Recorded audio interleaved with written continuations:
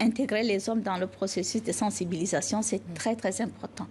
On ne peut pas sensibiliser que les femmes et on ne peut pas parler qu'aux femmes. On est obligé d'intégrer les deux. Et donc, par rapport aux pères, il faut savoir ce qui va les amener à marier leur fille.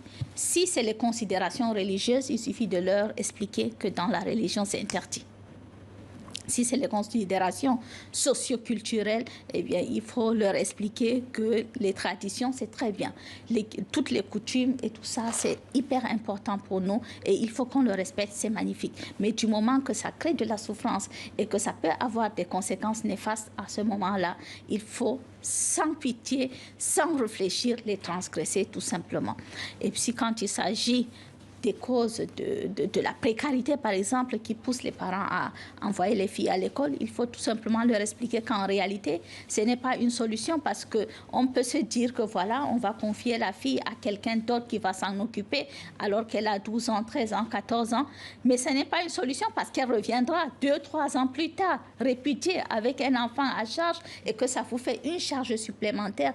Alors que si vous avez à ce moment-là supporté, vous lui avez appris un métier et tout ça, elle serait plus dépendante et finalement, quand elle va partir, elle partira pour de bon et en plus, elle va vous aider.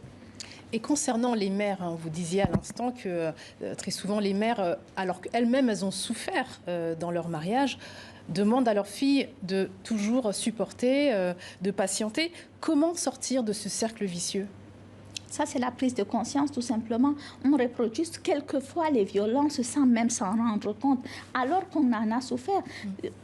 Prenons un exemple tout simple. Si vous avez envie de faire une activité, hein, je peux dire agréable, la cuisine par exemple avec vos enfants, automatiquement vous appelez les filles pour leur apprendre, mais pas les garçons.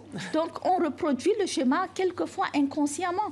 Et dans le milieu rural, c'est pire. On va dire aux garçons de ne même pas s'approcher de la cuisine. On va presque le rejeter parce qu'il doit être avec les hommes. Et de la même manière, si la fille veut aussi aller vers les hommes, on va la rejeter, lui dire de rentrer à la maison et de rester à la cuisine. Donc les femmes doivent prendre conscience de ça.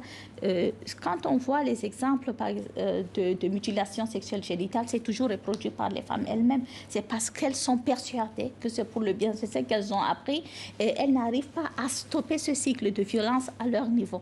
Si les femmes de notre génération, par exemple, se disent que ma fille ne subirait pas ce que j'ai subi, ma fille ne vivrait pas le mariage précoce et forcé ou les autres formes de violence, eh bien ça s'arrêterait à notre niveau. Donc il faut une prise de conscience collective pour que les femmes arrêtent de perpétuer les violences envers elles-mêmes.